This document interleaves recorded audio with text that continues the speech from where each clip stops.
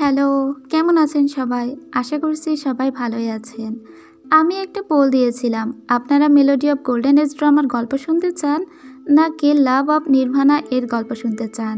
তো আপনারা সবাই ভোট দিয়েছিলেন মেলোডি অফ গোল্ডেন এজের গল্প শুনতে চান।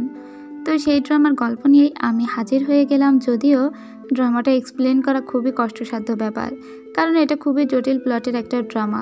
কিন্তু ড্রামাতে নায়ক আর নায়িকার কেমিস্ট্রি ছিল জাস্ট অসাধারণ, এজন্যই তো ড্রামাটা আমি এক্সপ্লেন করছি।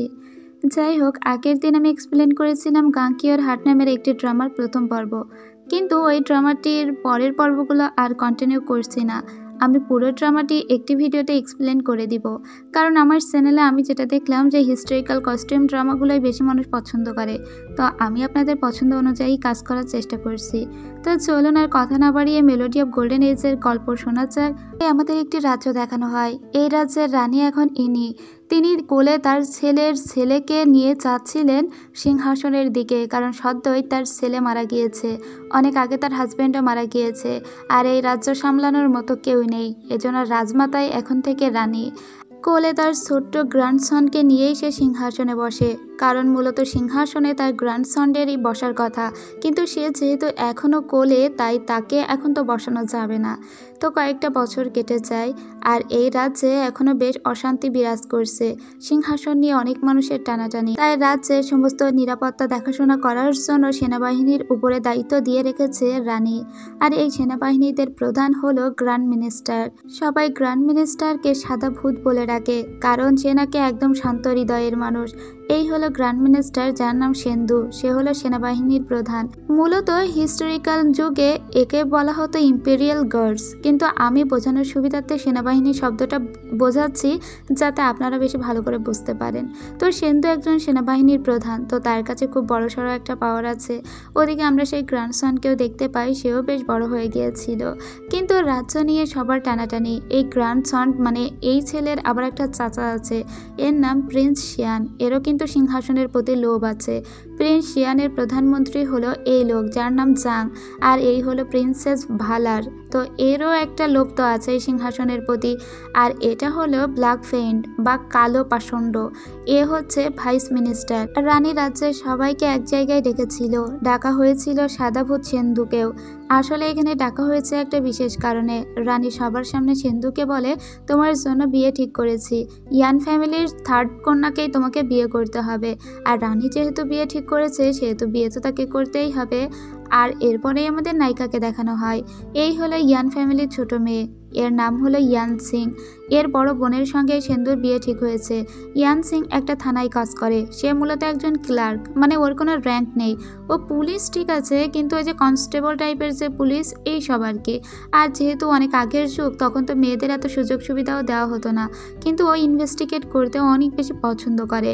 এদিকে কালো পাষণ্ড এবং সাদাভূত, এরা দুইজন ছিল একে অপরের প্রতিদ্বন্দ্বী, এবং একে অন্যের সঙ্গে দেখা হলেই বোঝা যেত যে এরা ঠিক কতটা একে অপরের প্রতিদ্বন্দ্বী, একজন আরেকজনকে ছাড়িয়ে সামনে এগোতে চায়। এরা সবাই আজকে রাজ্যে এসেছিল, কিন্তু বন থেকে কেউ একজন একটা তীর ছুঁড়ে দিয়েছিল কালো পাষণ্ডের দিকে। তবে কালো পাষণ্ড খুব ভালোভাবেই ওই তীরটি নিশানা করতে পারে এবং নিজেকে বাঁচিয়ে নেয়। সাথে সাথে যে বন থেকে এই তীর ছোড়া হয়েছিল, সেই বনটি সিল করে দেওয়া হয়। আর ওই বনেই কিছু একটা পাতা তুলতে গিয়েছিল আমাদের নায়িকা ইয়ান সিং। ও মূলত একটা ঔষধি গাছের পাতা নিতে এসেছিল, আর ওই গাছে ছোট্ট একটা ছেলে বসেছিল, এই ছেলের নাম হলো চি। এর সঙ্গে ওর খুব ভালো পরিচয় হয়। তখনই সেনাবাহিনী যে ওই পাহাড়ে যতজন ছিল তাদের সবাইকেই অ্যাটাক করে, এবং তাদের সবাইকে কালো পাষণ্ডের সামনে আনা হয়। কালো পাষণ্ড বলেই ওই জঙ্গলে যতজনকে পাওয়া গিয়েছে তাদের সবাইকেই মৃত্যুদণ্ড দেওয়া হোক, কার এত বড় সাহস সে আমার দিকে তীর ছোড়ে। ইয়ান সিং তখন বলে, তীর তো একজন ছুঁড়েছে, তীর তো আর সবাই ছোড়েনি, তাহলে সবাই কেন মারা খাবে? ঠিক তখনই সাদাভূত বলে, সে ঠিকই বলেছে। আচ্ছা কালো পাষণ্ড, তুমি কি বলো? যদি তুমি চাও তাহলে আমি আমার হিংস্র কুকুরদেরকে লেলিয়ে দিই, আর এদের সবাইকে ছিঁড়ে ছিঁড়ে খেয়ে ফেলুক, সেটা আরও বেশি ভালো শাস্তি হয় না?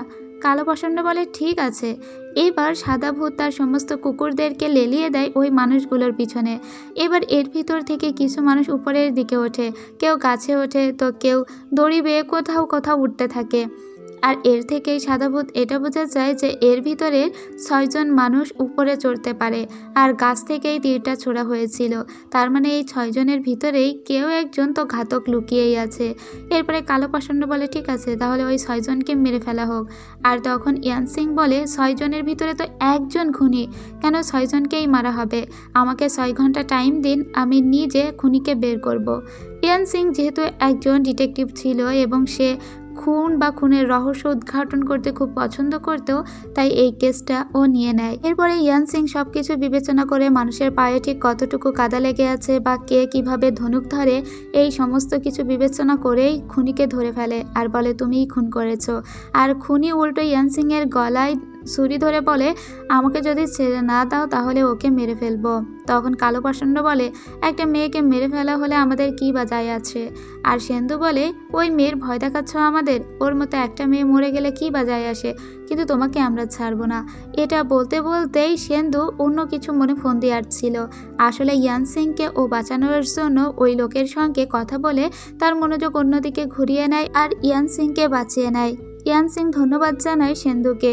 ওই লোকটি তখন নিজেই নিজের গলা কেটে দেয় আর কালো পাষণ্ড ওর কাছে জিজ্ঞেস করে যে কে আমাকে মারতে বলেছিল। লোকটি তখন সাদা ভূত অর্থাৎ সেন্দুর দিকে আঙুল তুলে বলে ওই আমাকে মারতে বলেছিল। কালো পাষণ্ড তখন সেন্দুর দিকে তাকিয়ে বলে তাহলে তুমিই আমাকে মারতে চেয়েছিলে? ঠিক তখনই ইয়ান সিং বলে আমাকে ক্ষমা করুন, কিন্তু সেন্দু যদি আপনাকে মারতেই চাইবে তাহলে ও খুনিকে ধরার জন্য তো তোড়জোড় কেন করবে? ও তো আগে থেকেই খুনিকে নিজেই মেরে ফেলতো। যদিও জানতো খুনি সেন্দুর নামটাই আপনার কাছে বলে দিবে। তখন কালো পাষণ্ড বলে আরে আমি তো মজা করছিলাম, গ্র্যান্ড মিনিস্টার আমাকে কেন মারতে চাইবে? যাই হোক কেস এখন ডিসমিস, এটা বলে চলে যায়। ইয়ান সিং সেন্দুকে ধন্যবাদ জানায় আর বলে তুমি আমাকে বাঁচিয়েছো, কিন্তু সেন্দু তুমি কি আমাকে চিনতে পারছো না? সেন্দু ইয়ান সিংকে চিনতে পারে না, তবে ইয়ান সিং এর খারাপ লাগে কারণ ওর মনে কিছু একটা লুকিয়ে আছে। এরপর আমরা সেই চি নামের ছেলেকে দেখতে পাই। চি বলে দিদি আজকে তোমার জন্য আমি বেঁচে গেলাম, আমাকে তোমার শিষ্য বানিয়ে নাও। তখন আমরা ইয়ান সিং এর একটা বান্ধবীকে দেখতে পাই যার নাম লুচি। তো এই ছেলেটিকে ইয়ান সিং বলে দেখো আমি তো এমনি কেস সমাধান করি আর আমি তোমার মাস্টার হতে পারি না, তুমি তোমার মতো কাজ চালিয়ে যাও, একদিন দেখবে তুমি অনেক বড় একজন ইনভেস্টিগেটর হয়ে গিয়েছো। এর ফলে ও ওর বান্ধবীর সঙ্গে বাড়ির দিকে ফিরতে লাগে। তো বাড়িতে আসার পরে ইয়ান সিং জানতে পারে যে ওর ৩য় নম্বর বোনের সঙ্গে বিয়ে ঠিক হয়েছে সেন্দুর। এবার বলি যে ইয়ান সিং এর বাবার 2টা বউ এবং বড় বউয়ের মেয়ে হলো এই মেয়েটি, এর নাম হলো ইয়ান চাই ওয়ে। তবে ইয়ান চাই ওয়ে কোনোভাবেই সেন্দুকে বিয়ে করতে রাজি নয়। ইভেন ওদের পরিবারের সবাই খুব ভয় পেয়েছিল কারণ সেন্দুকে সবাই ভয় পায়। আর চাই ওয়ে তো কখনোই সেন্দুকে বিয়ে করতে চায় না। চাই ওয়ের মাও এটা নিয়ে চিন্তায় পড়ে যায়। এদিকে আমরা দেখতে পাই দ্বিতীয় পক্ষের মেয়ে হলো ইয়ান সিং। ইয়ান সিং এর মা ইয়ান সিংকে বলে ভাগ্যিস তুমি তোমার 3rd বোনের মতো এত সুন্দরী নাও, নইলে সেন্দুর সঙ্গে তোমারই বিয়ে ঠিক হতো। কিন্তু এদিকে ওর বড় বোন পালিয়ে গিয়েছে একটি ছেলের সাথে, যে ছেলেকে চাই বয়ে ভালোবাসে। ওই ছেলেটির নাম হান। এখন যেহেতু হানের সঙ্গে পালিয়ে গিয়েছে এদের মেয়ে, তখন এরা এবার কি করবে? আবার এই বিয়েটার রাজমাতা নিজে ঠিক করেছে, সো বিয়ে তো হওয়াই লাগবে। বিয়ে যদি না হয় তাহলে ইয়ান পরিবারকে অনেক বড় একটা খেসারত দিতেই হবে, হয়তো ওদের পুরো ফ্যামিলিটাই ধ্বংস হয়ে যেতে পারে। তো সেন্দুর সঙ্গে বিয়েটা আটকানোর জন্যই কথা বলতে যাচ্ছিল ইয়ান সিং। ইয়ান সিং যখন রাস্তা দিয়ে যাচ্ছিল তখন ও সেন্দুকে আসতে দেখে। সেন্দু ওকে দেখে থেমে যায় আর বলে এটা কে, আমার শালিকা নাকি? তখন সেন্দুকে ইয়ান সিং বলে তুমি তো বিয়ে করতে নিজেও চাও না, তাহলে এই বিয়েটা ভেঙে দিচ্ছ না কেন? সেন্দু বলে বিয়েটা ভাঙবো, আমার ঘাড়ে কয়টা মাথা আছে? রানী নিজে এই বিয়ে ঠিক করেছে, তো আমি কি পাগল হয়ে গিয়েছি যে এই বিয়ে আমি ভাঙবো? কেন তোমার এত চিন্তা কিসের? বিয়ে তো আমার তোমার সঙ্গে হচ্ছে না, বিয়েটা তো আমার তোমার বড় বোনের সঙ্গে হচ্ছে, আর তুমি হবে আমার আদরের শালিকা, তো তোমার তো খুশি হওয়ারই কথা। ইয়ান সিং বুঝতে পারে যে সেন্দুর সঙ্গে বকবক করে লাভ নেই, তাই ও বাড়িতে আসে। এদিকে ওর বাবা তো ওদের বাড়ির সমস্ত চাকর বাকরদেরও দূরে পাঠিয়ে দিচ্ছে, কারণ এখন ওদের পরিবারে কি হবে কেউ জানে না। ঠিক সেই মুহূর্তে ইয়ান সিং বধূ বেশে এসে হাজির হয় আর ওর বোনের জায়গায় ঠিক করে ও নিজেই বিয়ে করবে। ওর মা ওকে বাধা দেয় আর বলে তুমি কি পাগল হয়েছো, সাদা ভূতের সঙ্গে বিয়ে করবে? আর ওই কোল্ড হার্টেড মানুষটা আমার জামাই হবে, এটা আমি মানতেই পারি না। কিন্তু সবাইকেই বিদায় জানিয়ে ইয়ান সিংই বউ সেজে হাজির হয়। কারণ ইয়ান সিংকে এটা করতেই হবে ওর ফ্যামিলিকে বাঁচাতে গিয়ে।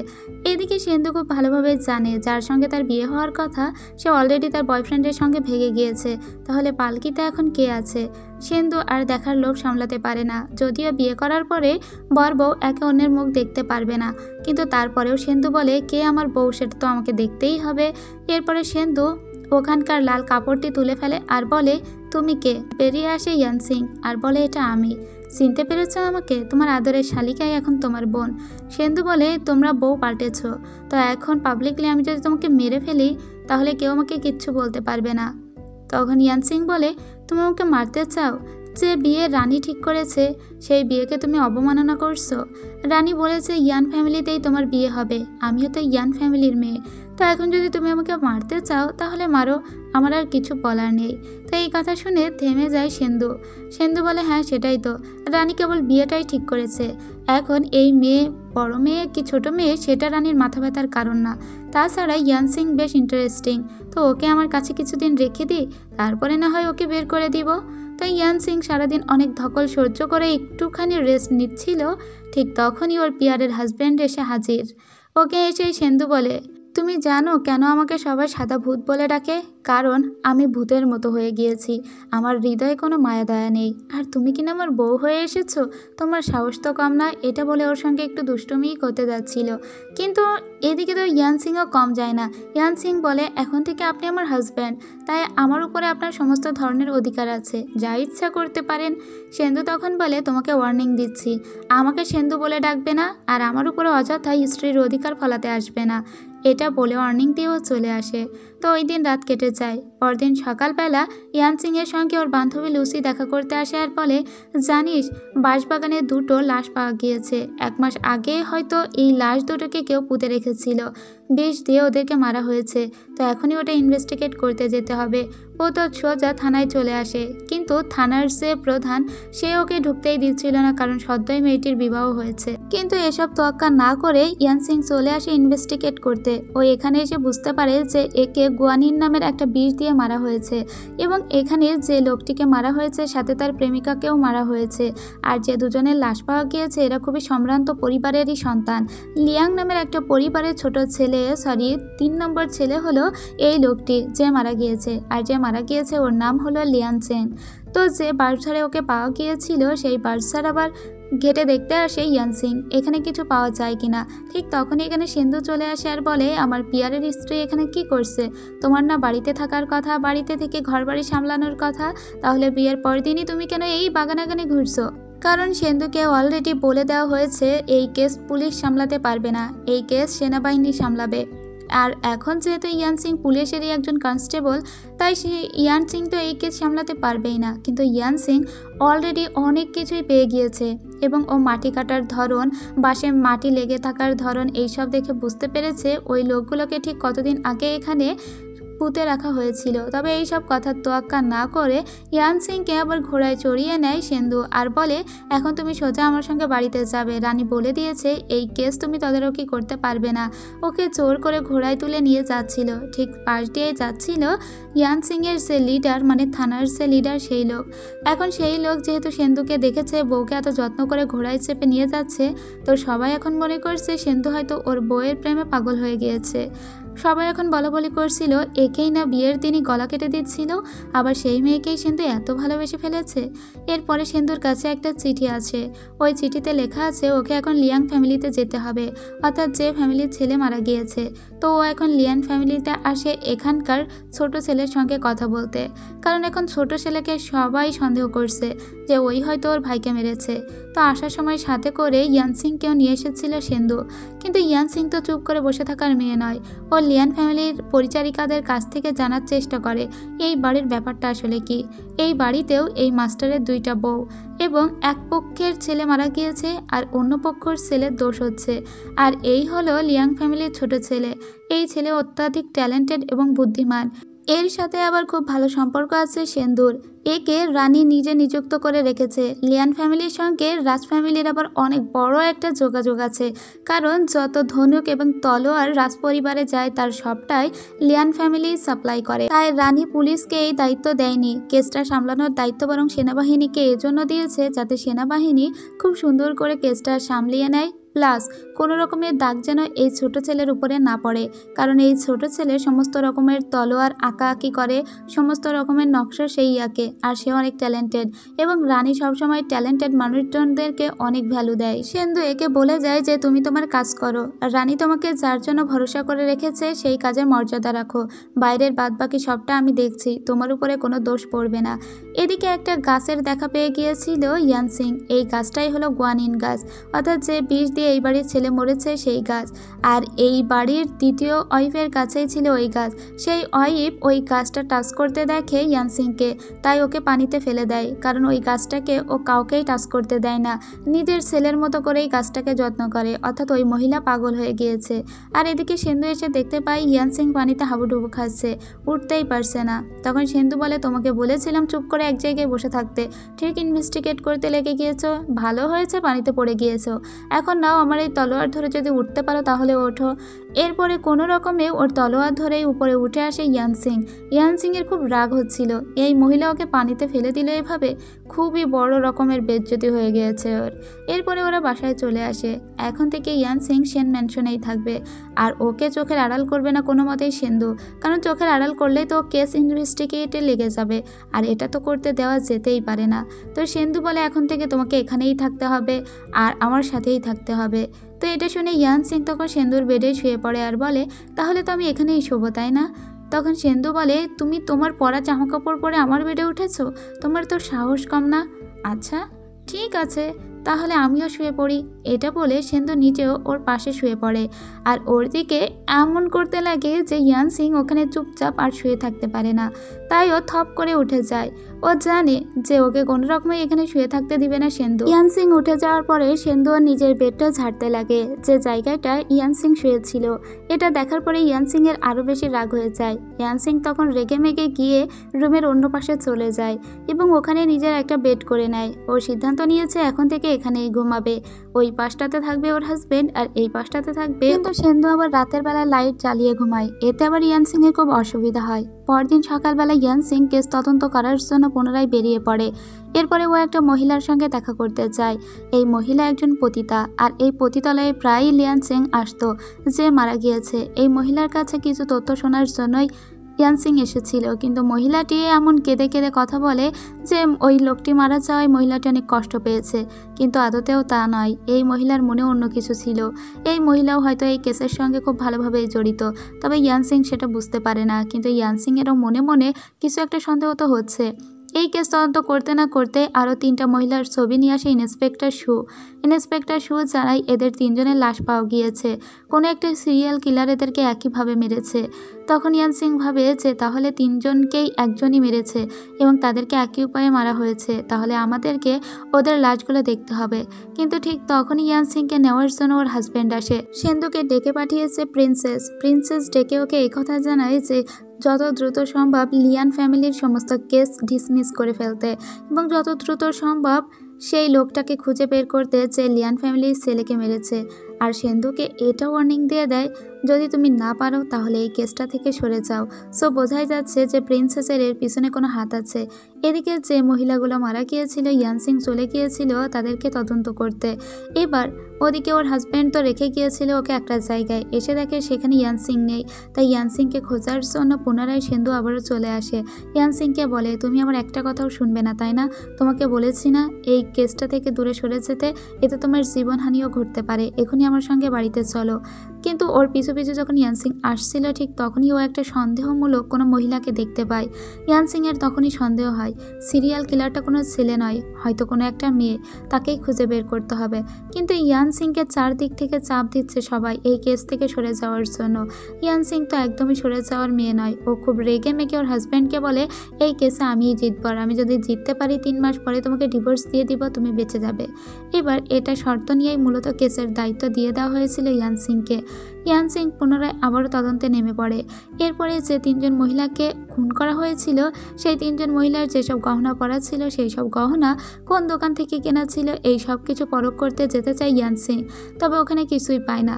ইয়ানসিং বাড়িতে এসে দেখে যে সেন্দুকে রাজরানী ডেকে পাঠিয়েছে এবং রানী সেন্দুকে একটা লিগাল স্টেটমেন্ট দিতে বলে যে এই কেসটা ঠিক কতদূর এগোলো, কিন্তু এখনো পর্যন্ত কোনো মেমোরিয়াল ট্যাবলেট কিছুই লেখেনি সেন্দু। কারণ আগেকার দিনে রানীদের কাছে উপস্থাপন করতে হতো যে সে কেসটার ব্যাপারে কতদূর এগিয়েছে, কিন্তু সেন্দু এখনো পর্যন্ত কিছু লেখেনি বলে রানী ওকে অনেক বকাঝকা করে। ঠিক তখনই রানীর একজন পরিচারিকা এসে রানীর কাছে একটা বুক দেয় এবং তাতে দেখা যায় যে সেন্দুর মতো হুবহু হাতের লেখা আছে এবং কেচের ব্যাপারেও কিছু কথা লেখা আছে। রানী তখন সেন্দুকে বলে, ঠিক আছে, তুমি ভালো করেই এগোচ্ছ এবং আরও একটু দ্রুত করে এই কেসটা নিষ্পত্তি করার ট্রাই করো, কারণ লিয়ান ফ্যামিলি অনেক সম্ভ্রান্ত একটা ফ্যামিলি, আমি চাই না ওই ফ্যামিলির কেস এতদিন ঝুলে থাকুক। এরপরে সেন্দু এসে ওই পরিচারিকাকে ধন্যবাদ জানায় তাকে রাজরানীর কাছ থেকে বাঁচিয়ে দেওয়ার জন্য। ওই পরিচারিকা তখন বলে, ওই মেমোরিয়াল ট্যাবলেটটা আমি লিখিনি, বরং তোমার ওয়াইফ তোমার লেখা নকল করেই তোমাকে বাঁচানোর জন্য লিখেছিল। এদিকে আবার ইয়ানসিংকে ডেকে পাঠিয়েছিল প্রিন্স শিয়ানের প্রধানমন্ত্রী ইয়ানসিংকে বলে যত দ্রুত সম্ভব লিয়ান ফ্যামিলির কেসটা মিটিয়ে নিতে এবং ওটা যেন সেনাবাহিনীর কাছ থেকে ছিনিয়ে নিয়ে ইয়ানসিং নিজেই নিষ্পত্তি করে, কিন্তু কেন তাকে এই কথা বলেছিল তা ইয়ানসিং জানে না। এর পরের দৃশ্যে আমরা আবারও দেখতে পাই যে ডাকা হয়েছিল কালো পাষাণ্ড আর সাদা ভূতকে। রানী মূলত ওদেরকে ডেকেছিল কেসের অগ্রগতি কতদূর সেটা জানার জন্য। এদিকে কেসের এখনো পর্যন্ত কোনো অগ্রগতিই নেই, কিন্তু অনেক দূর এগিয়ে গিয়েছিল ইয়ানসিং নিজে। ইয়ানসিং বুঝে ওঠার চেষ্টা করছে এই কেসের পিছনে আরও কতগুলো কেস জড়িত। ইভেন যে 3টা মহিলা মারা গিয়েছে এই 3টা মহিলাও লিয়ান ফ্যামিলির কেসের সঙ্গে জড়িত। এবার আবারও ওরা গহনার দোকানে যায়, সেখানে গিয়ে কিছু তথ্য এবার পেলে তারপরে আমরা সেন্দুকে দেখি সেন্দু একটা চুলের কাটা গুঁজে দেয় ইয়ানসিংয়ের মাথায় আর বলে, এই সিম্পল কাটাটা তোমাকে অনেক সুন্দর লাগছে, এটা আমি তোমাকে গিফট দিলাম। এরপরে ইয়ানসিং আসে একজন পিপাবাদক মহিলার কাছে। আসলে যে 3টা মহিলা খুন হয়েছে সে 3টা মহিলা এই মিস তাংয়ের মতোই দেখতে ছিল। এই মিস তাং নিজেও একজন পিপাবাদক এবং এই মিস তাং ওই 3জন মহিলাকে চিনত, তো এর কাছ থেকে কোনো কিছু জানা যায় কিনা তাই এসেছিল ইয়ানসিং। কিন্তু মিস তাং অনেক সুন্দর করে ওকে বুঝিয়ে বলে যে ও কিছুই জানে না। ইয়ানসিং কেস তদন্ত করার জন্য যে মিস তাংয়ের কাছে এসেছিল এটা আবার প্রিন্সেস জানতে পারে, কারণ মিস তাংয়ের খুব কাছের লোক হলো প্রিন্সেস। এই মিস তাংয়ের সঙ্গে প্রিন্সেসের আলাদা করে কোনো সম্পর্ক আছে, তাই ইয়ানসিংকে আবার প্রিন্সেস ডেকে পাঠায়। ওর মাথার কাঁটাটা খুলে নিয়ে বলে, কাঁটাটা বেশ সুন্দর।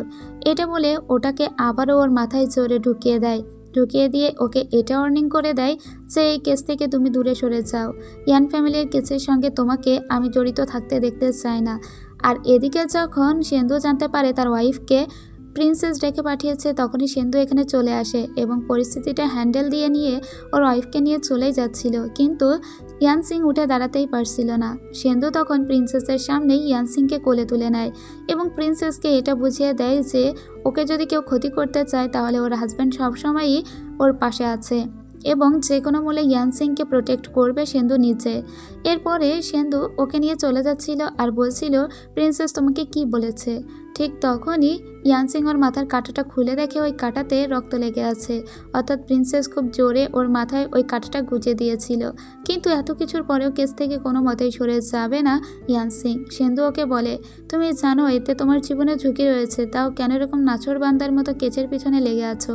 ইয়ানসিং এসব তোয়াক্কা না করে পরের দিন ওর বাড়িতে চলে আসে ওর বাবা মায়ের সঙ্গে দেখা করতে। এবার ঠিক কিছুক্ষণ পরেই আবার ইয়ানসিংকে খুঁজতে খুঁজতে সেন্দু ও শ্বশুরবাড়িতে চলে আসে। ইয়ানসিংকে কিন্তু সেন্দু মূলত চোখেই হারায়। এখন যেহেতু ও বাবার বাড়িতে এসেছে তো সেন্দু এই সুযোগে একটু শ্বশুরবাড়িটা ঘুরেই যাচ্ছিল। তো শ্বশুরবাড়ির লোকজন সবাই ওকে দেখে কুর্নিশ করতে শুরু করে, সবার অনেক ভয় লাগছিল। কিন্তু সেন্দু তো খুবই ভালো একজন জামাতা হয়েছে তাদের। সেন্দু খালি হাতে আসেনি, কিন্তু ওর শ্বশুরবাড়ির জন্য ও অনেক গিফটও নিয়ে এসেছে। সবাই তো অনেক হ্যাপি হয়ে গিয়েছে, বিশেষ করে ইয়ানসিংয়ের মা খুব খুশি হয়েছে, কারণ সবাই ভাবতো সেন্দুর কোনো হৃদয়ে মায়া দয়া নেই। তবে সেন্দু যে এত দারুণ জামাতা হয়েছে তা ওরা বুঝতেই পারেনি। এরপরে সেন্দু তার ওয়াইফকে নিয়ে আবারও সেন ম্যানশনে চলে আসে। ইয়ানসিংকে বলে, যেহেতু আমরা হাজব্যান্ড ওয়াইফ এবং সারা দুনিয়ার সামনে আমরা অভিনয় করে চলেছি, তাহলে কেন নয় আমরা ঘরের ভিতরেও আমাদের অভিনয়টা চালিয়ে যাই। এটা বলে ওই ইয়ানসিংয়ের সঙ্গে দুষ্টুমি করতে লেগে যায়, কিন্তু ইয়ানসিং বসে বসে এসব দেখার মেয়ে নয়। ইয়ানসিংও উল্টো ওর সঙ্গে অভিনয় করতে থাকে আর বলতে থাকে, তুমি যা করতে চাও করো, আমি কি তোমাকে বাধা দিয়েছি নাকি? পরদিন ও যখন আবারও থানায় যায় তখন ওকে আবারও রিসিভ করতে আসে সেন্দু। এরপরে সেন্দু দেখতে পায় যে এই রাজ্যের চারিদিকে রক্ত দিয়ে কেউ কিছু লিখে রেখেছে, তবে এটা ছিল একটা ফেক রক্ত। এটা ছিল মূলত একটা রঙের কালি, আর এটা কোন রঙের কালি এটা জানার জন্য সেন্দু ডেকে পাঠিয়েছিল একজন বৃদ্ধ মাস্টারকে। আর এই মাস্টার আর কেউই নাই, এটা ছিল ইয়ান সিং এর মাস্টার, ইয়ান সিং যার কাছ থেকে ইনভেস্টিগেশন শিখেছে।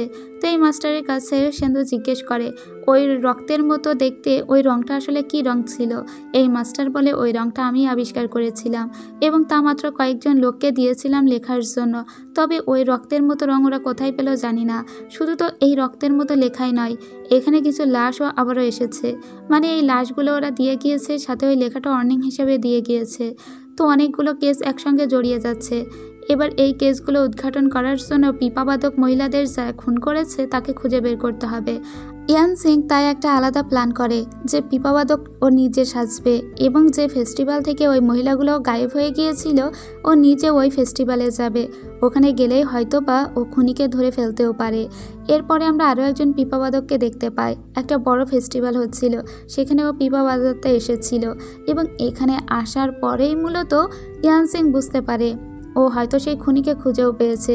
খুনির পিছু পিছু ও হাঁটতে শুরু করে। ঠিক তখনই ও দেখতে পায় একটা আলাদা ধোঁয়া এবং গাছ থেকে ফুল পড়ছে। ও ওই গাছের নিচে দাঁড়িয়ে যায়।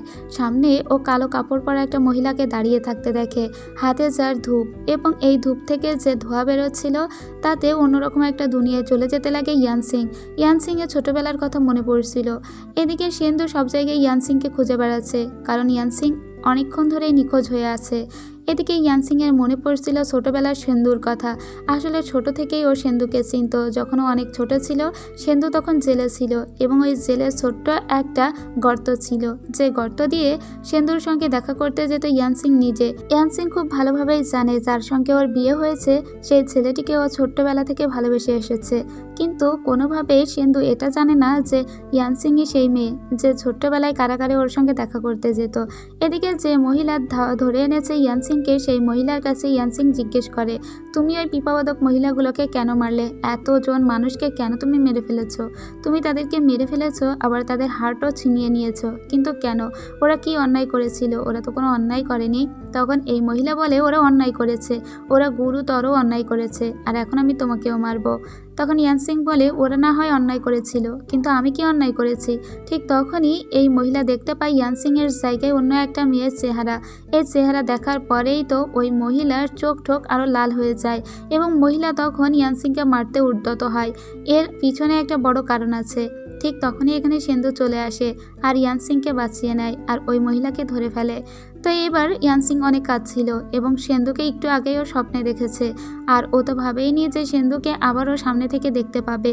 ও ভেবেছিল ও হয়তো মারা যাবে। এদিকে ওই মহিলার মুখও খুলে ফেলা হয়। এই মহিলা তো আর কেউই নয়, এ হলো মিস তাং।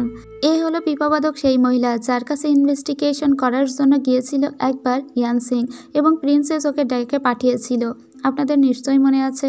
তো এখন সবাই এবার প্রিন্সেসকেও সন্দেহ করে, কারণ এই মহিলা তো প্রিন্সেসের রাজ্যেরই একজন মহিলা এবং প্রিন্সেসের অনেক কাছের একজন মহিলা।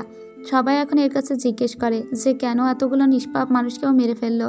তখন মিস তাং বলতে শুরু করে মিস তাংয়ের যার সঙ্গে বিয়ে হয়েছিল মিস তাং তাকে প্রচুর ভালোবাসতো, কিন্তু মিস তাংয়ের একটা বোন ছিল, যে বোন তার বোনের স্বামীর সাথে পরকীয়া করেছিল, অর্থাৎ মিস তাংয়ের হাজব্যান্ডের সঙ্গে পরকীয়া করেছিল। এবার মিস তাং তার বোনকে বিষ খাইয়ে মারতে চেয়েছিল, কিন্তু ওই বিষটা তার স্বামী খেয়ে মারা যায়। আর সেই থেকেই তো মিস তাং তার বোনকে প্রচণ্ড ঘৃণা করতো। তার থেকেও বড় কথা হলো তার হাজব্যান্ড যখন মারা গিয়েছিল এর সাথে সাথে ওর বোনও মারা গিয়েছিল। সেখান থেকেই তো নিজের বোনকে মানে মৃত বোনকেও সহ্য করতে পারতো না মিস তাং, এবং ও যতজনের ভিতরে ওর বোনের মতো অবয়ব দেখতে পেত তাদেরকেই মেরে ফেলতো। যেমন ইয়ান সিংয়ের ভিতরেও কিন্তু ও হঠাৎ করে একটা অবয়ব দেখেছিল। আসলে এই মিস তাং উন্মাদ হয়ে গিয়েছে, যেহেতু ভালোবাসা হারিয়েছে তাই ও অনেকটা পাগল হয়ে গিয়েছে এবং যাদের ভিতরে ওর বোনের মতো অবয়ব দেখতে পায় তাদেরকেই ও মেরে ফেলে। কিন্তু এর শুধু একা নয়, এর পিছনে আরও অনেক মানুষ আছে। এটুকু বলেই ও নিজের গায়ে আগুন জ্বালিয়ে দেয় এবং এটা খুব ম্যাজিক্যাল ওয়েতেও করেছিল। তো ওর কাছ থেকে আর কোনো কিছুই জানা যায় না। এরপরে আমরা দেখতে পাই যে নিজেদের রুমে চলে এসেছিল সেন্দু এবং ইয়ান সিং। ইয়ান সিংয়ের উপর দিয়ে অনেক ধকল গিয়েছে, তাই সেন্দু ওকে বলে অলরেডি একটা কেস নিষ্পত্তি হয়ে গিয়েছে। তাই তুমি এখন একা একাই থাকো। কিন্তু না, ইয়ান সিং আবারও মিস তাংয়ের সঙ্গে দেখা করতে আসে আর বলে, তুমি যে সকল মানুষদের মেরেছো তাদের হার্টগুলো কোথায় রেখেছো? কিন্তু এদিকে মিস তাং তো এখন পাগল হয়ে গিয়েছিল। ও শুধু একটা শ্লোকই বলে চলেছিল, আর তা হলো আগুনের বেশে পোকারা আসবে এবং সবাইকে ধ্বংস করে দিবে। ওটা হলো আগুন পোকা, যা তোমাদের ধ্বংস করে দিবে। কিন্তু এর কোনো অর্থই বুঝতে পারে না ইয়ান সিং এবং সেন্দু, তাই ওরা পুনরায় ওখান থেকে ফিরে আসে। এরপরে আবার ইন্সপেক্টর শুয়ের সঙ্গে দেখা করে ইয়ান সিং। ইন্সপেক্টর শুয়ের কাছ থেকে ইয়ান সিং এটা জানতে পারে লিয়ান ফ্যামিলির বড় ছেলে অর্থাৎ লিয়ান সিংকে যে মেরেছিল সে আর কেউই নয়, লিয়ানের বাবা, অর্থাৎ বাবাই নিজের ছেলেকে মেরেছে। এরপরে আবারও সে ছোট ছেলের সঙ্গে অর্থাৎ লিয়ান ফ্যামিলির ছোট ছেলে যে অনেক ট্যালেন্টেড তার সঙ্গে দেখা করতে যায় সেন্দু, আর গিয়ে বলে, তুমি অবশেষে মুক্তি পেলে, আর তোমাকে রানী যে কাজ দিয়েছিল সে কাজটা তুমি এখন ভালোভাবেই করতে পারবে, কারণ তুমি কোনো কালপ্রিট নও। কালপ্রিটটা হলো তোমার বাবা, আর তাকেই আমরা অ্যারেস্ট করছি। এরপরে দেখা যায় যে ওর বাবাকে অ্যারেস্ট করা হয়েছিল এবং ওর বাবার সঙ্গে যে পতিতার সম্পর্ক ছিল তাকেও অ্যারেস্ট করা হয়েছে। এরপরে এই পতিতার কাছে ইয়ান সিং জিজ্ঞেস করে আর বলে, আগেও আমি ইনভেস্টিগেট করার জন্য আপনার কাছে গিয়েছিলাম, কিন্তু আপনি তখন মিথ্যা বলেছিলেন, এবার আপনি অন্তত সত্যিটা বলুন। এবার এই পতিতা মহিলা বলে, আসলে যে ছেলে মারা গিয়েছে লিয়ান সিং, সে প্রায়ই ওই পতিতলায় আসতো এবং এখানকার মেয়েদের সঙ্গে অনেক মজা মাস্তি করতো, এই সেই লিয়ান সিং। এবার একদিন হঠাৎ করেই এর চায়ে বিষ মিশিয়ে দিয়েছিল এই মহিলা। আসলে এই মহিলার সঙ্গে লিয়ান সিং এর বাবার একটা আলাদা সম্পর্ক ছিল এবং এর বাবার সঙ্গে অবৈধ সম্পর্ক থাকার কারণে ওই মহিলাটি প্রেগনেন্ট হয়ে যায়। আর এটা যখন জানতে পেরেছিল লিয়ান সিং, তখন লিয়ান সিংই নাকি তার বাবাকে অনেক ব্ল্যাকমেইল করতো আর বলতো, তোমাদের বিবাহ বহির্ভূত সম্পর্ক এবং ওই পতিতা মহিলাটি প্রেগনেন্টও হয়ে গিয়েছে, আর এটা যদি আমি পুরো বিশ্বকে জানিয়ে দিই তাহলে তোমার অবস্থা কী হবে বাবা, একবার ভেবে দেখেছো? আর এইসব করে ব্ল্যাকমেইল করে নাকি তার বাবার কাছ থেকে অনেক অনেক টাকা নিত, বিভিন্ন পতিতালয়ে যেত আর মদ টদ খেত আর কি। তো এসব সহ্য করতে না পেরেই মূলত এই লোক তার ছেলেকে মেরে ফেলেছে, এমনটাই তারা বলতে চায়। কিন্তু ইয়ান সিং ওদের পুরো কথাটা বিশ্বাস করে না, এর ভিতরেও কোনো গল্প আছে। ঠিক তখনই এখানে এসে যায় সেন্দু। সেন্দু সোজা চলে আসে লিয়ান মাস্টারের কাছে, আর লিয়ানকে এসে জিজ্ঞেস করে, তুমি তোমার নিজের ছেলেকে কিভাবে মারতে পারলে? তোমার তো লজ্জা হওয়া উচিত। আমি জানি তুমি মিথ্যা বলেছ, আমি অনেক দিন ধরেই তোমাদের উপর নজর রেখেছিলাম, কারণ আমি সন্দেহ করেছিলাম হয়তো লিয়ান সিংয়ের মৃত্যুর পিছনে তোমার কোনো হাত আছে, এবং তোমরা যে প্রেগনেন্টের নাটকটা সাজিয়েছো সেটা আসলে সত্যি নয়। আসলে তোমার অনেক বড় কোনো কুকীর্তির কথা তোমার ছেলে জানতে পেরেছিল, আর তাই তো তুমি তাকে মেরে ফেলেছ। এখন তুমি স্বীকার করবে, নাকি আমি তোমাকে এত জঘন্য মৃত্যু দেব যাতে তুমি ধুকে ধুকে মরবে?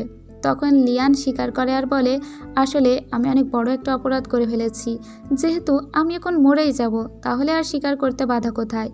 আসলে এখান থেকে অনেক বছর আগে যখন ছোট ছিল সেন্দু, তখন তার পুরো ফ্যামিলিকেই মেরে ফেলা হয়েছিল এবং তাদের বিরুদ্ধে অভিযোগ ছিল ওরা রাষ্ট্রদ্রোহী এবং দেশদ্রোহীর কাজ করার জন্যই রাজপরিবার থেকেই ওদের সবাইকে মেরে ফেলা হয়েছিল এবং সেন্দু ছোট থাকায় ওকে জেলে ঢোকানো হয়েছিল।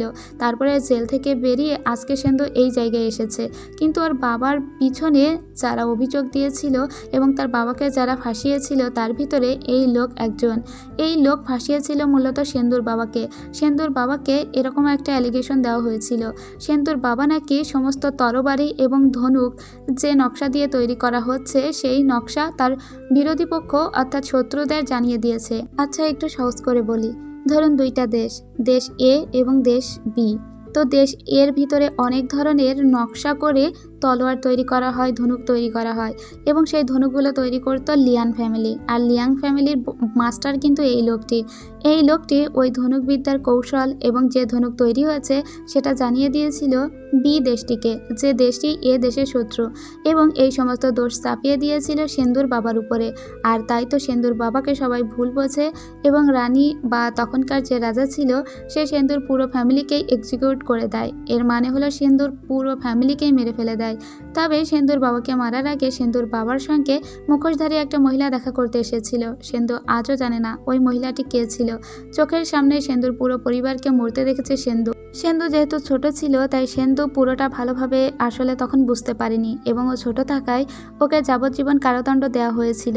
কিন্তু পরে সেন্দু অনেক কৌশলে কারাগার থেকে বের হয়েছে, আর যখন ও কারাগারে ছিল ঠিক তখনই কিন্তু ওই বাচ্চা ইয়ান সিং ওর সঙ্গে দেখা করতে আসতো, শুধুমাত্র কৌতূহল থেকেই, বন্ধুত্ব করার জন্যই।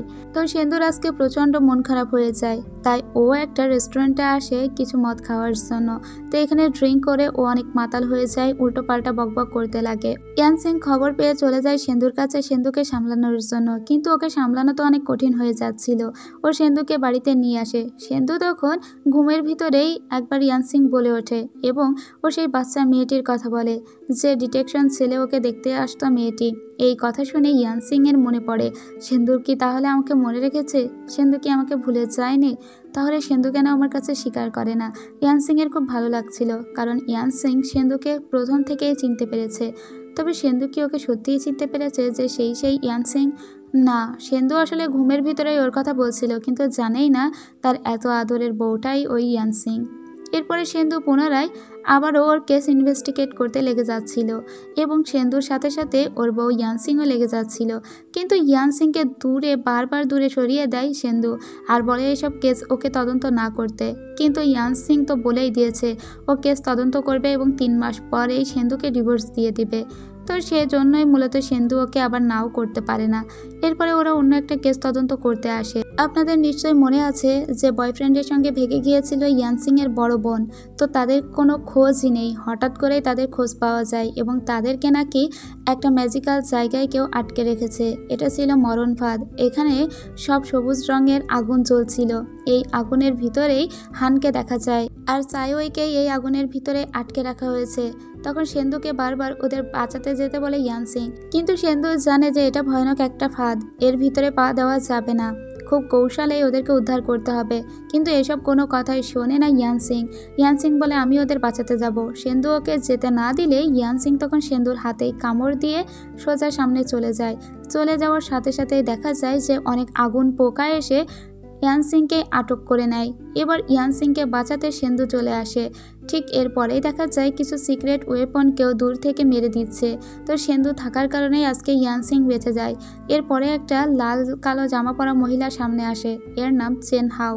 একে দেখে ওরা অবাক হয়ে যায়, কারণ চেন হাও 5 বছর আগে সবার সামনেই মারা গিয়েছিল। তাহলে আবারও এই মহিলা কোথা থেকে উদয় হতে পারে? তবে কি এ পুনর্জীবন লাভ করেছে? চেন হাও বলে, আমি মরে গিয়েছিলাম ঠিকই, আমি আবার পুনর্জীবিত হয়ে ফিরে এসেছি। কিন্তু এই সব কথা বিশ্বাস করে না সেন্দু ওর সঙ্গে লড়াই করতে শুরু করে দেয়। ওর সঙ্গে লড়াই করে ওকে হারিয়ে দেয় আর এখান থেকে চাইবয় এবং তার বয়ফ্রেন্ড হানচুয়ানকে বাঁচিয়ে নেয়। ওদেরকে বাঁচানোর সাথে সাথে এখানে আরও অনেক লোকজন চলে আসে। এদের সবাইকে নিয়ে ইয়ান ফ্যামিলিতে চলে যায় ইয়ানসিং। তারপরে ইয়ানসিং চলে আসে আবার সেন ম্যানশনে ওর হাজব্যান্ডকে দেখতে। এরপরে ত্রিশে আমরা লুচিকে দেখতে পাই। লুচির মায়ের যেখানে মাটি দেওয়া ছিল ও মাঝে মাঝে সেই কবরস্থানে আসতো, সারা রাত ওখানে থাকতো। ঠিক তখনই একদিন ওর একটা লোকের সঙ্গে দেখা হয়ে যায়, যে লোকটি একটা মাস্ক পরেছিল। সে এসে জানায় যে তারও মায়ের কবর এখানে, এজন্য সেও মাঝে মাঝে এখানে আসে। তো লুচি বলে তোমার আর আমার গল্প তো একই রকম, তাহলে চলো আমরা বন্ধুত্ব করে নিই। লুচি ওকে মিস্টার মার্কস বলে রাখতো এবং ওর সঙ্গে বন্ধুত্ব করে নেয়। এদিকে আবার ইয়ানসিংকে দেখানো হয়। ইয়ানসিং সেন্দুর কাছে এসেছিল, সেন্দুকে কামড় টামড় দিয়ে এখন আবার ওর সেবা করতে চায়। সেন্দু বলে আমার হাতে তো একটা কুকুর কামড় দিয়েছে, যে পরিমাণে দাগ হয়ে গিয়েছে। এতে ইয়ানসিং খুব রেগে যায় আর বলে আমাকে সেবা করতে দাও। এরপরে ইয়ানসিং ওর হাতে মলম টলম লাগিয়ে দিয়ে ওকে এমনভাবে ব্যান্ডেজ করে দিয়েছিল যেটা দেখে সেন্দু কি বলবে বুঝতে পারে না। সেন্দু এমনিতেই কথাবার্তা একটু কমই বলে আর ওর বইয়ের এসব কাজকর্মে ও আসলে কি বলবে বুঝে উঠতে পারে না। তো দ্রুত করে ওখান থেকে ইয়ানসিং চলে আসে গোসল করতে। ও বসে বসে গোসল করছিল এবং সেন্দুর সেই ছোটবেলার কথা মনে করছিল। বারবার ভাবছিল সেন্দু কি আমাকে ভুলে গিয়েছে? সেন্দুর কি ছোটবেলার ইয়ানসিংয়ের কথা একবারও মনে পড়ে না? ঠিক তখনই এখানে সেন্দু চলে আসে আর বলে ইয়ানসিং তুমি আমাকে কি লাগিয়ে দিয়েছো? এটা আমার সমস্ত শরীরে অ্যালার্জি হয়ে গিয়েছে। এই সব পরখ করে ইয়ানসিং বুঝতে পারে ও আসলে ভুল মেডিসিন লাগিয়ে দিয়েছে আর তার জন্যই তো সমস্ত শরীরে অ্যালার্জি হয়ে গিয়েছে সেন্দুর। ও কি বলবে বুঝতে পারে না। এদিকে ইয়ানসিংকে যে সেন্দু ঠিক কী বলে বকাঝকা করবে তাও বুঝতে পারে না। এত কিউট ফেস করেই সমস্ত কিছু স্বীকার করে নিচ্ছিল ইয়ানসিং যে সেন্দু ওকে আর কিছু বলতে পারে না। এদিকে ইয়ানসিংয়েরও খারাপ লাগে, তাই তো ও পানিতে সেন্দুর হাতটা ধুয়ে দিচ্ছিল। যে ওষুধ ওকে মাখিয়ে দিয়েছিল সেই ওষুধটাই আবার ধুয়ে দিচ্ছিল। এতে আবারও সেন্দুর মনটা একদম গলে যায়।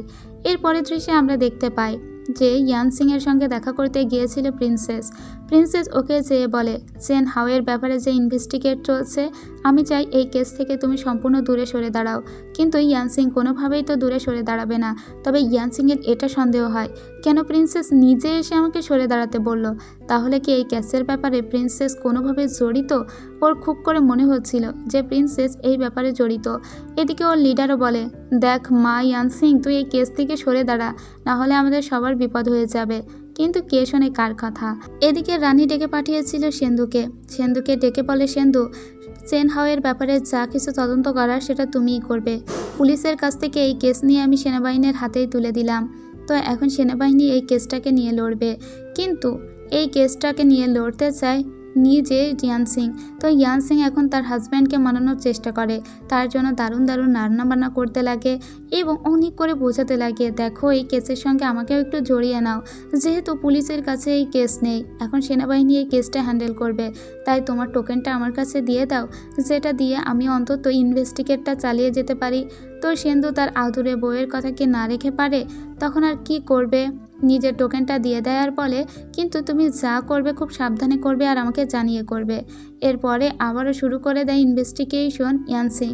ইয়ান সিং তখন চেন হাওয়ের বাড়িতে গিয়ে একটা লোককে দেখতে পায়, যে লোকটির মাধ্যমে ও একটা শপের কথা জানতে পারে, ওই শপে কিছু একটা লুকিয়ে আছে।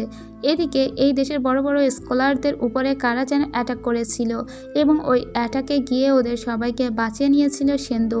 এবং যারা অ্যাটাক করেছিল তাদের ভিতরে প্রিন্স শিয়ানের কিছু লোক ছিল, আর তারপরে প্রিন্সেসের কিছু লোক ছিল। মূলত আসলে এইসব স্কলারদের উপরে ওরা এজন্য অ্যাটাক করেছিল কারণ এদেরকেই রানী হয়তো ফিউচার কেস ইনভেস্টিগেশনের দায়িত্ব দিবে এবং এদেরকেই বড় বড় পদে নিযুক্ত করবে। তো যেসব অস্ত্র দিয়ে ওদের উপরে আক্রমণ করা হয়েছিল, সেন্দু সেই সব অস্ত্র নিয়ে সোজা চলে যায় রানীর কাছে আর রানীকে গিয়ে বলে, প্রিন্স শিয়ানের অস্ত্র এইগুলো ইউজ করা হয়েছে, তাহলে আমার মনে হয় এই কেসের সঙ্গে কোনোভাবে প্রিন্স শিয়ান জড়িত আছে। কিন্তু প্রিন্স শিয়ান অস্বীকার করে বলে, এই কেসের সঙ্গে কোনোভাবেই আমি জড়িত নই, এটা দেখতে আমার অস্ত্রের মতো ঠিক আছে, কিন্তু কেউ হয়তো আমার অস্ত্র চুরি করে ব্যবহার করেছে আমাকে ফাঁসানোর জন্য। এদিকে আমরা অন্য একটা মেয়েকে দেখতে পাই। আসলে ইয়ান সিং যে শপের কথা জানতে পেরেছিল, ওই শপেই এই মেয়েটি কাজ করে। এই মেয়েটিও কোনোভাবে একটা কেসের ব্যাপারে জড়িত, তাই এই মেয়েটির সঙ্গে দেখা করতে যায় সেন্দু। মেয়েটি সেন্দুকে দেখে বলে, সেন্দু, আমি তোমাকে অনেক পছন্দ করি, আমি তোমার কথা অনেক শুনেছি, আর তোমার মতো সুদর্শন ছেলেকে আমি সবসময় বিয়ে করতে চাইতাম, তুমি আমাকে বিয়ে করবে? সেন্দু তখন বলে, বিয়ে? আমার অলরেডি একটা ওয়াইফ আছে, একজনকে নিয়েই বাঁচি না, আমি আরেকটা বিয়ে করব? এবার এই মেয়েটিকে তখন ইয়ান সিং বলে, ঠিক আছে, তুমি যদি ওকে ভালোবাসো তো ওর কাছাকাছি থাকতেই পারো, কারণ কিছুদিন পরেই আমি ওকে ডিভোর্স দিয়ে দিব। তখন সেন্দুও বলে, ঠিক আছে, তাহলে যদি আমার ওয়াইফ তো সবসময় কেস ইনভেস্টিগেশন নিয়ে থাকে, তুমি বরং আমার বাড়িটা সামলিও, আমার বাড়ির বিভিন্ন কাজকর্ম করো, সেটা যদি করতে পারো তাহলে আমাদের সঙ্গে আমাদের বাড়িতে যেতে পারো। এরপরে সেন্দু ওই মেয়েটিকে নিয়ে নিজের ম্যানশনে নিয়ে আসে। আসলে এর পিছনে সেন্দুর একটা কারণ আছে, এই মেয়েটি কোনো কেসের সঙ্গে জড়িত, এর জন্য ওকে চোখে চোখে রাখতে চায় সেন্দু, সেজন্যই তো মূলত নিয়ে এসেছে। এর পরের দৃশ্যে ইয়ান সিং এর পানসি নামের একটা ছেলের সঙ্গে দেখা হয়। এ হচ্ছে সেই স্কলার যার উপরে আক্রমণ করা হয়েছিল। এর সঙ্গে খুব ভালো বন্ধুত্ব হয়ে যায় খুব দ্রুত ইয়ান সিং এর, আর সেন্দুর কিন্তু এসব একদমই সহ্য হচ্ছিল না। এরপরে সেন্দুর কাছে আরও একটা লেটার আছে, আর সেন্দু ওর বউকে নিয়ে সোজা ওর ম্যানশনে চলে আসে। এরপরে দেখা যায় যে ওই স্কলারদের পরীক্ষা হয়েছে এবং এই স্কলারদের পরীক্ষা হয়েছিল যে ওরা ইম্পেরিয়াল গার্ডে অবদান রাখতে পারবে কি পারবে না। রানী নিজে খাতা পড়ে পানসিকে নিযুক্ত করে এবং ওকে একটা সিক্রেট ডিটেকটিভ হিসেবে নিযুক্ত করে। এদিকে অন্য একটা কেস ইনভেস্টিগেশন করার জন্য একটা জায়গায় গিয়েছিল ইয়ান সিং, আর ইয়ান সিং এর উপরে অতর্কিতভাবে কেউ একটা হামলা করে। ঠিক তখনই ওখানে চলে আসে সেন্দু, আর সেন্দু ইয়ান সিংকে বাঁচিয়ে নেয়। ইয়ান সিংকে যে লোকটি মারতে এসেছিল সেই লোকটি এখান থেকে না মেরে পালানোর সময় লুসি ওই লোকটিকে ধরে ফেলে আর বলে, তুই ইয়ান সিংকে মারতে চেয়েছিলিস তাই না? ঠিক তখনই লুসির গলা টিপে ধরে ওই লোকটা। ঠিক ওই সময়ই ওখানে মাস্ক পরা সেই লোকটা চলে আসে আর লুসিকে বাঁচিয়ে নেয়, আর লুচিকে বলে, সবসময় আমি তোমাকে প্রোটেক্ট করব, শুধু আমি তোমার পাশে থাকতে চাই। এই মাস্ক পরা লোকটিকে আপনারা জানলে অবাক হবেন। এর পরের দৃশ্যে আমরা আবার দেখতে পাই ইয়ান সিং এবং সেন্দুকে। সেন্দুর শরীরে কিছু আঘাত লেগেছিল আর ইয়ানসিং সেই সমস্ত কিছু ট্রিট করছিল। করতে করতে ওরা অনেক কাছাকাছি এসে যায়, কিন্তু কাছাকাছি এসেও যেন ওদের কাছে আসা হয় না। এদিকে যেহেতু চাইবয়ে এবং হান ফিরে এসেছে, তাই ওদের বিয়ের ব্যাপারে কথাবার্তা হচ্ছিল। আর যেহেতু ওদের বিয়ের ব্যাপারে কথাবার্তা হচ্ছে, ওখানে সেন্দু আর ইয়ানসিংকে ওরাও ডাকে এবং সবাই মিলে একটা আলাদা সিদ্ধান্তে পৌঁছায়। সমস্ত সিদ্ধান্তে পৌঁছানোর পরে সবাই যখন চলে যায়, তখন আজকে শ্বশুরবাড়িতেই থেকে যাবে সেন্দু, এরকম একটা সিদ্ধান্তই নেয় এবং নিজের বউকে কোলে করে নিয়ে সোজা ঘরের ভিতরে চলে আসে। কিন্তু ওরা একটা জায়গায় শোয় না, ওরা দুইজন দুই বেডে শোয়। কিন্তু ইয়ানসিং এর এখন ঘুম আসছিল না, তাই ও কিছুক্ষণ পরেই না ঘুমিয়ে উঠে সোজা বাহিরে চলে আসে। আর ইয়ানসিংকে বাহিরে আসতে দেখে সেন্দু নিজেও বাহিরে চলে আসে, কিন্তু বাহিরে ছিল অনেক অন্ধকার। আর সব থেকে বড় মিস্ট্রিটা এখানেই, আসলে সেন্দু অন্ধকারে কিছুই দেখতে পায় না। ইভেন ও খুব ঝাপসা দেখছিল ইয়ানসিং এর মুখটা। এবার ইয়ানসিং তখন বুঝতে পারে যে সেন্দু আসলে অন্ধকারে কম দেখে, এজন্যই তো সারা রাত ও নিজের রুমের লাইটটি চালিয়ে রাখে। এবার এটা পরীক্ষা করার জন্য ইয়ানসিং সেন্দুকে বলে, আকাশের ওই তারাটা দেখতে পাচ্ছ? তুমি জানো ওই তারাটার নাম কি? আর সেন্দু ভুলভাল উত্তর দিচ্ছিল, আসলে আকাশে তো কোনো তারাই ছিল না। এরপরে ইয়ানসিং সেন্দুকে একটা গল্প বলে, ওর ছোটবেলার গল্প। একটা ছেলের সঙ্গে ওর দেখা হতো, ডিটেকশন সেল থেকে ও গর্ত খুঁড়ে ওই ছেলেটির সঙ্গে দেখা করতে যেত। এতে অনেকটা টনক নড়ে যায় সেন্দুর মনে হচ্ছিল, তবে কি ইয়ানসিং সেই মেয়ে যে ছোটবেলায় আমাকে দেখতে আসতো? এরপরে ওরা রাত্রে ওখানেই ঘুমিয়ে পড়ে। পরের দিন সকালবেলা ও আবারও সেন ম্যানশনে ফিরে আসে। এখানে এসে পুনরায় আবারও কেস ইনভেস্টিগেট করতে শুরু করে দেয়, কিন্তু এর এই কেস ইনভেস্টিগেট করতে গিয়ে এবারে ফেঁসে যায়, কারণ ওর দিকে কেউ একজন এমন একটা পাউডার ঢেলে দিয়েছিল যাতে ও হ্যালুসিনেট করতে থাকে। এবং যে লোকটি ওর দিকে পাউডার ঢেলে দিয়েছিল, ও সেই লোকটিকে ফলো করতে করতে একটা গভীর জঙ্গলে চলে আসে। জঙ্গলের ভিতরে একটা মন্দির ছিল। এরপরে ওই মন্দিরের ভিতরে আস্তে আস্তে চলে যায়। এ কিন্তু হ্যালুসিনেট করছিল, আসলে ইয়ানসিং এর হুঁশ ছিল না। যে লোকটিকে ও ফলো করছিল, ও এসে দেখে ওই লোকটি মৃত হয়ে পড়ে আছে। এখন তো ওর অবাক লাগে, এই লোকটিকে নয় আমি ফলো করলাম, একটু আগে তো ও ঘোড়া চালাচ্ছিল, ও মারা গেল কি করে? ঠিক তখনই ওখানে একটা মহিলা আসে, যেও একজন প্রিন্সেস। এসেই পুলিশে খবর দেয় এবং এখান থেকে ধরে নিয়ে আসা হয় ইয়ানসিংকে। আসলে ইয়ানসিংকে ইচ্ছে করে ফাঁসানো হয়েছে, আর বিলাক পাষণ্ড এই কেসের ব্যাপারে তদন্ত করতে এসেছিল। এ তো অবশেষে সুযোগ পেয়েছে সেন্দুকে শায়েস্ত করার, কারণ সেন্দুর বউ এখন কারাগারে আটক। কিন্তু সেন্দুকে এত সহজে ছেড়ে দিবে? সেন্দু এবার নিজে ইনভেস্টিগেট করতে শুরু করে দেয়। আসলে যে লোকটি ওই মন্দিরে মারা গিয়েছিল, সে না নিজে ঘোড়া চালিয়ে গিয়েছিল, তারপরেই তো না হয় মেরেছে তার বউ, কিন্তু ওই লোকটির পাটা এত ফর্সা কি করে? মানে তার পায়ে একটু ধুলিকণাও লেগে নেই। এরপরে ওই লোকটি যে ম্যানশনে থাকতো, তার সমস্ত দিক তদারকি করার পরে সেন্দু বুঝতে পারে তার বউকে ফাঁসানো হয়েছে। এরপরে ও সেই মন্দিরে চলে যায়, ওখানকার প্রিন্সেসের সঙ্গে দেখা হয় আর বলে, আমি খোঁজ নিয়ে জানতে পারলাম যেদিন ওই লোকটি খুন হয়েছিল, ঠিক তার কিছুক্ষণ পরেই প্রিন্স শিয়ান আপনার সঙ্গে দেখা করতে এসেছিল। তাহলে কি আমি আন্দাজ করতে পারি এই কেসের সঙ্গে আপনি এবং প্রিন্স শিয়ান দুজনেই জড়িত আছেন? প্রিন্স শিয়ানের কথা রাখতেই হয়তো আপনি ওই লোকটিকে মেরে ফেলেছেন এবং ইয়ানসিং এর উপরে সেই সমস্ত অভিযোগ চাপিয়ে দিয়েছেন। তাছাড়া যে বক্সটিতে করে ওই লোকটিকে এখানে আনা হয়েছিল, সেই বক্সটিও এখানে আনা হয়েছে। এবার এই বক্সটি দেখে ওই মহিলা টনক নড়ে যায় আর বলে, হ্যাঁ তোমার বউকে ফাঁসিয়েছি, কিন্তু এর ভিতরে প্রিন্স শিয়ানকে জড়াবে না। এরপরে আমাদের প্রিন্স শিয়ানকে দেখানো হয়। আসলে প্রিন্স শিয়ান সিংহাসন দখল করার জন্য মূলত চারিদিকে অনেক অনাচার করে বেড়াচ্ছিল। এরপরে আমরা ব্ল্যাক পাষণ্ডকে দেখতে পাই। এইসব কেসের সঙ্গে ব্ল্যাক পাষণ্ড নিজেও জড়িত। তার থেকেও বড় কথা কি জানেন? মাস্কম্যান পরা যে লোকটি লুচির সঙ্গে ফ্রেন্ডশিপ করে বেড়াচ্ছিল, সেটি আর কেউই নয়, এই ব্ল্যাক পাষণ্ড। এ পাষণ্ড হলে কি হবে? লুচির প্রতি তার কিন্তু আলাদা একটা প্রেম আছে। যেহেতু ইয়ানসিং কোনো অপরাধ করেনি এটা প্রমাণ হয়ে গিয়েছিল এবং লুচিও তার বান্ধবীর জন্য অনেক রিকোয়েস্ট করেছিল ব্ল্যাক পাষণ্ডের কাছে, তাই ব্ল্যাক পাষণ্ড ছেড়ে দেয় ইয়ানসিংকে। তো ইয়ানসিং আসার পরে জানতে পারে তার হাজব্যান্ড তার জন্য কত কিছু করেছে। সেন্দুর জন্যই মূলত ছাড়া পেয়েছে, কিন্তু ছাড়া পাওয়ার পরপরই ও পুনরায় কেস ইনভেস্টিগেট করার জন্য উঠে পড়ে লাগে। এতে সেন্দুর সত্যি খুবই রাগ হয়ে যায় আর বলে, তুমি এত নাছর বান্দা কেন? এই মুহূর্তে মৃত্যুর হাত থেকে প্রায় ফিরেই এসেছো, তারপরে তোমার আবারও কেস ইনভেস্টিগেট করা লাগবে? আমি এবার সত্যি খুবই বিরক্ত হয়ে যাচ্ছি। এইসব শুনে আবার বিরক্ত হয়ে যায় ইয়ানসিং আর বলে, 3 মাস পরে তো তোমাকে ছেড়েই দিব, তাহলে এত বিরক্ত কেন হচ্ছ? এরপরে ও নিজে চলে যায় আবারও কেস ইনভেস্টিগেট করতে। সত্যি এরপরে আমার নিজেরই অনেক রাগ হচ্ছিল, কেন ভাই, তোর বিয়ে হয়েছে, তুই একটু সংসার ধর্ম কর, সব সময় কেস মৃতদেহ এসব নিয়ে পড়েই আছে। এরপরে ও সোজা চলে যায় একটা আর্কাইভ লাইব্রেরিতে। এখানে অনেক কিছু নথিপত্র আগে থেকেই রাখা আছে, সেসব কিছু স্টাডি করতেই ও গিয়েছিল। ওখান থেকে ও সোজা ফিরে আসে সেন ম্যানশনে। আর সারাদিনে যেহেতু অনেক কাজ করেছে তাই ও খুব দ্রুতই ঘুমিয়ে যায়। তো ওকে ঠিকঠাকভাবে ঘুম পাড়িয়ে দিচ্ছিল সেন্দু, এবং সেন্দু ওকে ঠিক করে দিচ্ছিল, ওর বালিশ টালিশ দিয়ে দিচ্ছিল। ঠিক তখনই ও ঘুমের ঘরে সেন্দুকে জড়িয়ে ধরে, এবং সেন্দুও এটা দেখে ওর কাছাকাছি যাওয়ার চেষ্টা করে। কিছুক্ষণ পরে ওর গায়ের কাঁটাটা ঠিক করে দিয়ে সেন্দু ওকে একটা চুমু খেতেই যাচ্ছিল, কিন্তু ঠিক তখনই মুখটা সরিয়ে নিয়েছিল ইয়ানসিং। সেন্দু বলে, ঘুমের ভিতরেও তুমি তোমার মুখটা সরিয়ে নিচ্ছ, তাহলে হয়তো তুমি আমাকে এখনও এত কিছু করার অনুমতি দাওনি। এটা বলে সেন্দুর খুব মন খারাপ হয়ে যায়, এবং ও বসে বসে ইয়ানসিংকে দেখতে লাগে। এর পরের দিন দেখতে পাই যে ইয়ানসিং পুনরায় ওই আর্কাইভ লাইব্রেরিতে গিয়েছিল। হঠাৎ করে ওখানে আগুন ধরে যায়। ইচ্ছাকৃতভাবে কেউ একজন এই আগুন ধরিয়ে দিয়েছিল ইয়ানসিংকে মারার জন্য। সেন্দু যখন জানতে পারে ওই লাইব্রেরিতে আগুন ধরে গিয়েছে, তখন ওর মাথা কাজ করছিল না। ও লাইব্রেরির ভিতরেই যাচ্ছিল। ঠিক তখনই পিছনের দরজা দিয়ে বের হয়ে আসে ইয়ানসিং আর সেন্দুকে ডাক দেয়। সেন্দু এবার সত্যি ভীষণ ভয় পেয়ে গিয়েছিল। ও মনে মনে ভেবেছিল এই বুঝি ও ইয়ানসিংকে একদম হারিয়েই ফেললো। ও সোজা গিয়ে ইয়ানসিংকে জড়িয়ে ধরে, আর ইয়ানসিং অনেক বেশি ক্লান্ত হয়ে গিয়েছিল। কিছুক্ষণ পরেই দেখা যায় ইয়ানসিং অজ্ঞান হয়ে গিয়েছে। ওই ইয়ানসিংকে সোজা সেন ম্যানশনে নিয়ে আসে। ওর অনেক টেক কেয়ার করতে লাগে আর বলতে লাগে, তুমি আমার চোখের সামনে থেকে কোথাও যাবে না, সব সময় তুমি আমার চোখের সামনেই থাকবে, খাওয়া দাওয়া ঘুম পড়া সব আমার সামনেই করবে, এবং কোনো রকমে এই কেস ইনভেস্টিগেশনের ব্যাপারে কিন্তু কোনো কথা বলবে না, তাহলে কিন্তু তোমাকে অনেক শাস্তি দিব। তো ইয়ানসিং 2-1 দিন ভালো মেয়ের মতো ছিল, কিন্তু 2-3 দিন না যেতে যেতে ও আবারও কেস ইনভেস্টিগেট করতে বেরিয়ে পড়ে। তবে এবারও সেন্দুর সঙ্গে সঙ্গেই বের হচ্ছিল এবং সেন্দুকেই হেল্প করছিল। দুজনে মিলেই কেসের ব্যাপারেই কথা বলছিল, আলোচনা করছিল।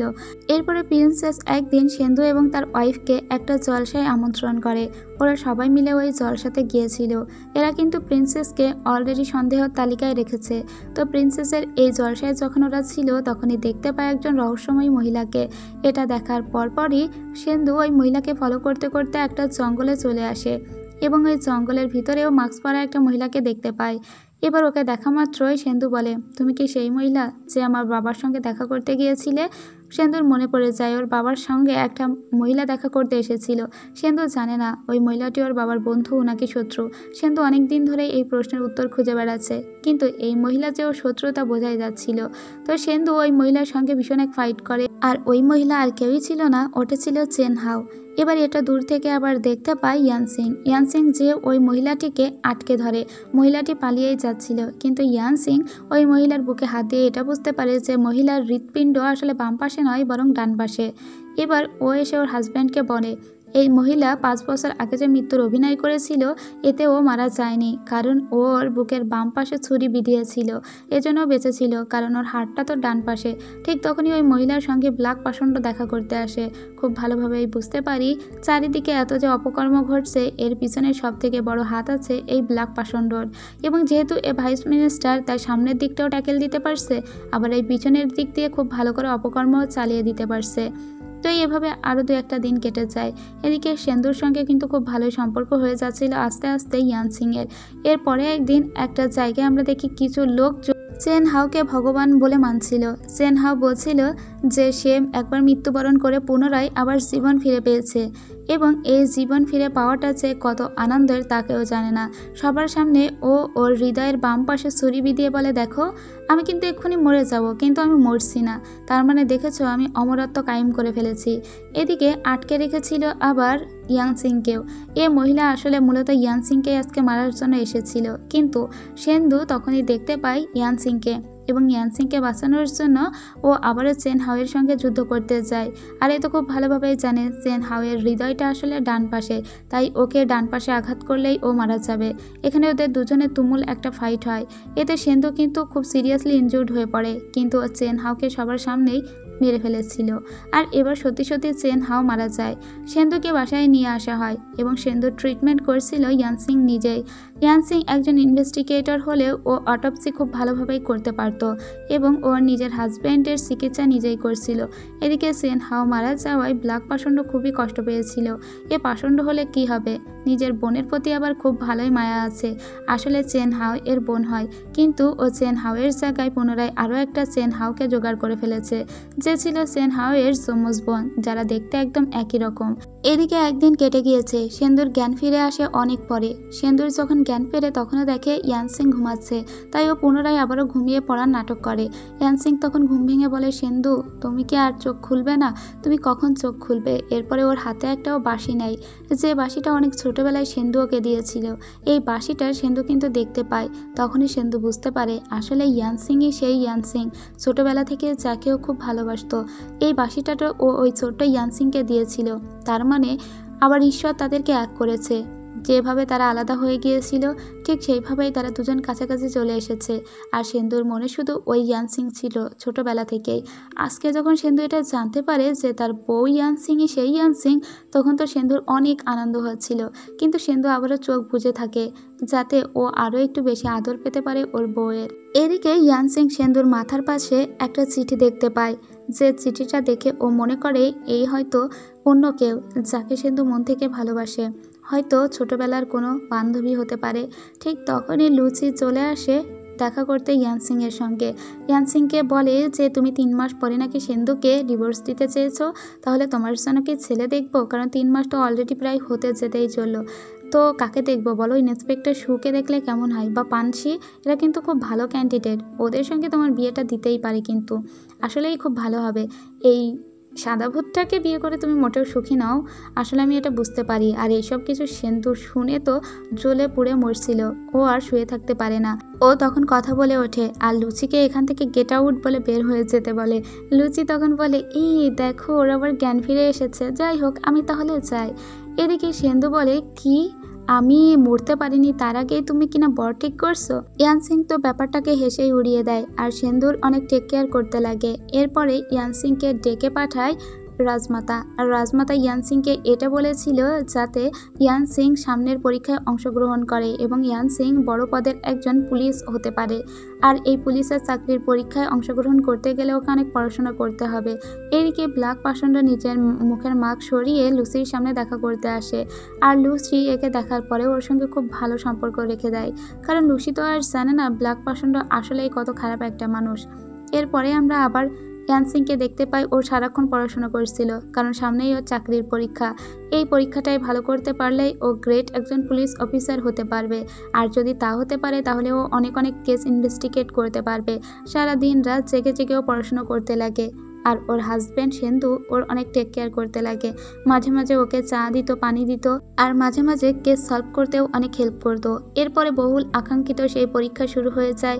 পরীক্ষাতে খুব ভালো কিন্তু পরীক্ষা দিয়েছিল ইয়ানসিং এবং ও এই পরীক্ষাতে ফার্স্ট হয়েছিল। ওর পরিবারের সবাই যখন এটা দেখে অনেক খুশি হয়ে যায়, বিশেষ করে সেন্দু খুব হ্যাপি হয়েছিল। তার বউ এত বড় একটা র্যাঙ্ক পেল এবং কনস্টেবল থেকে যে একদম সরাসরি পুলিশে উন্নীত হয়েছে, তার জন্য তো খুশি হতেই হবে। এরপরে রানী আবার ডেকে পাঠায় সেন্দু এবং ইয়ানসিংকে, আর ওদেরকে বিশেষ একটা দায়িত্ব দিয়ে বলে, তোমাদেরকে এখনই একটা দূরের শহরে যেতে হবে। উত্তরের ওই শহরে খুবই ঠান্ডা পড়ে, ওখানে নাকি ইদানিং মানুষকে ডেমনের দেখা পাওয়া যাচ্ছে এবং সে অনেক অনেক মানুষকে মেরে ফেলছে। তো তোমরা ওই কেসটা ইনভেস্টিগেট করতেই যাও। তুমি মূলত সেন্দু যাও এবং তোমার ওয়াইফকেও সাথে নিয়ে যাও। আর সেন্দুর ওয়াইফ অর্থাৎ ইয়ানসিংকে কিছু কাপড়ও গিফট করে রাজমাতা, আর বলে যেহেতু ওখানে অনেক ঠান্ডা পড়বে তাই আলাদা করে এই কাপড় তোমাকে দিলাম। আর একটা কথা মনে রাখবে, দেখা চোখে অনেককেই ভালো মনে হতে পারে কিন্তু তাদেরকে ভালো ভাববে না, তাদের পিছনেও একটা গভীর ষড়যন্ত্র বা খারাপ একটা চেহারা লুকিয়ে থাকতে পারে। এরপরে ইয়ানসিং সবার কাছ থেকে বিদায় নিয়ে স্বামীর সঙ্গে বেরিয়ে পড়ে এক অজানা গন্তব্যে, যে শহরে ও আগে কখনো যায়নি। কিন্তু অনেক পথ জার্নি করার দরুন ওর তো বমি চলে আসছিল। যেমন আমরা বাসে করে অনেক পথ যাওয়ার ফলে আমাদেরও বমি চলে আসে, ওর সে ক্যারেজে চড়েও এরকম হবে আমি বুঝতে পারিনি আসলে। তো কিছুক্ষণ মাঝপথে গাড়িটি দাঁড় করিয়ে দেয় ওর হাজব্যান্ড সেন্দু। সেন্দু বলে, আমি তো ভাবতেই পারিনি যে ইয়ানসিং এত নড়বড়ে একটা মেয়ে, যে কিনা গাড়িতে উঠলে একটু জার্নি করলেই বমি করে দেয়। এরপরে ইয়ানসিংকে আলাদা করে ও ঘোড়ায় চড়িয়ে পুরো পথটা নিয়ে আসে। আমাদেরও মাঝে মাঝে এরকম মনে হয়, ইস গাড়ি থেকে নেমে যদি একটা বাইকে কিংবা অন্য কিছুতে যেতে পারতাম তাহলে বাসের এই অসহ্য যন্ত্রণা সহ্য করতে হতো না। কিন্তু আমাদের তো সিন্ধুর মতো মানুষ নাই। তো আরও কিছু পথ জার্নি করার পরে ওরা সেই বরফ শীতল শহরে চলে আসে। এই শহরের নাম ইংজো। আর এই শহরের গভর্নর হলো মিস্টার মো। মূলত এর প্যালেসেই এরা থাকবে। আর মিস্টার মো কিন্তু অনেক বেশি পরিচিত সেন্দুর। সেন্দু যাকে বড় ভাইয়ের মতোই বিশ্বাস এবং শ্রদ্ধা করে। আসা মাত্রই সেন্দু একে ভীষণ শ্রদ্ধা করে এবং ভাই বলে ডাকে। আর এটা দেখে ইয়ানসিং বুঝতে পারে এই লোককে অন্ধবিশ্বাস করে সেন্দু। এরপর গভর্নর ওদের এখানকার থাকার ব্যবস্থা করে দেয়। এখানে থেকেই মূলত ওরা কেস ইনভেস্টিগেট করবে এবং ওদেরকে এখানে অনেক দিনই থাকতে হবে। আর এর সাথে সাথেই প্রথম পর্বের গল্পটি শেষ করেছি। এখানে আমি প্রায় 22 থেকে 23টা এপিসোড এক্সপ্লেন করেছি। তবে এখান থেকেই মূলত সেন্দু এবং ইয়ানসিংয়ের ভালোবাসার সম্পর্কটা শুরু হয়। এখানেই মূলত সেন্দু ইয়ানসিংকে প্রপোজ করে এবং তার মনের সমস্ত কথা জানিয়ে দেয়। আর পরের পর্বগুলো একটু বেশি রোমান্টিক হতে যাচ্ছে, যেহেতু ড্রামা শেষের দিকে চলে যাচ্ছে। তো এই ড্রামাটি পার্সোনালি আমার যে অনেক ভালো লেগেছে এমন নয়, কারণ এখানে নায়ক নায়িকার কেমিস্ট্রি কম ছিল, অন্যদিকে বেশি ফোকাস করা হয়েছে। আর আমার ঠিক এমন টাইপ ড্রামা খুব একটা ভালো লাগে না। কিন্তু যেহেতু আপনারা সবাই চেয়েছিলেন তাই আমি এটা এক্সপ্লেন করেছি। তো এই প্রথম পর্বের গল্প আপনাদের কেমন লেগেছে তা কিন্তু অবশ্যই জানাবেন। আর শেষ পর্যন্ত দেখতে চান কিনা সেটাও জানাবেন। আপনারা যদি দেখতে না চান তাহলে আমিও আর দেখব না। আর আপনারা চাইলে অবশ্যই আমি কষ্ট করে এক্সপ্লেন করব। তো আজ এই পর্যন্তই। সবাই ভালো থাকবেন, সুস্থ থাকবেন। দেখা হচ্ছে পরের ভিডিওতে। খোদাফেজ।